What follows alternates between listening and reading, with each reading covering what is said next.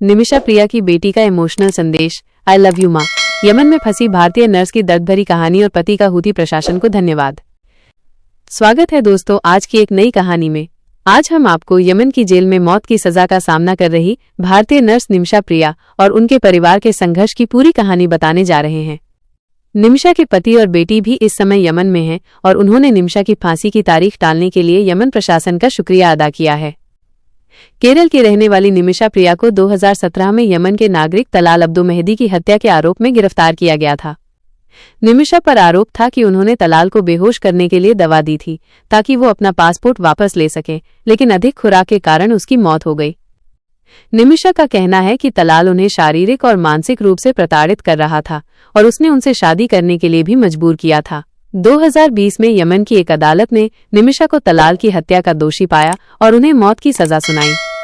हाल ही में निमिषा की फांसी की तारीख 16 जुलाई तय की गई थी, जिसने उनके परिवार और भारत में उनके शुभचिंतकों के बीच चिंता बढ़ा दी थी।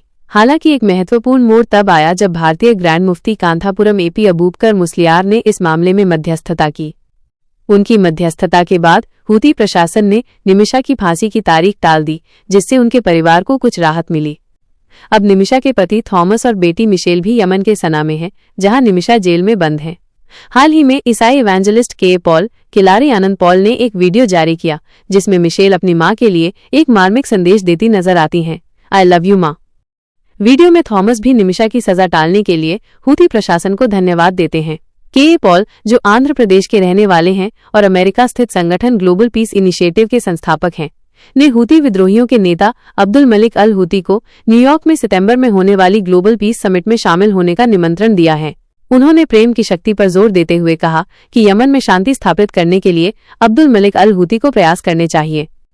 यह मामला इसलिए भी जटिल है क्योंकि भारत और अमेरिका सहित कई देश यमन के हूती प्रशासन को औपचारिक रूप से मान्यता नहीं देते हैं, जिससे इस तरह के मामलों में मध्यस्थता मुश्किल हो जाती है।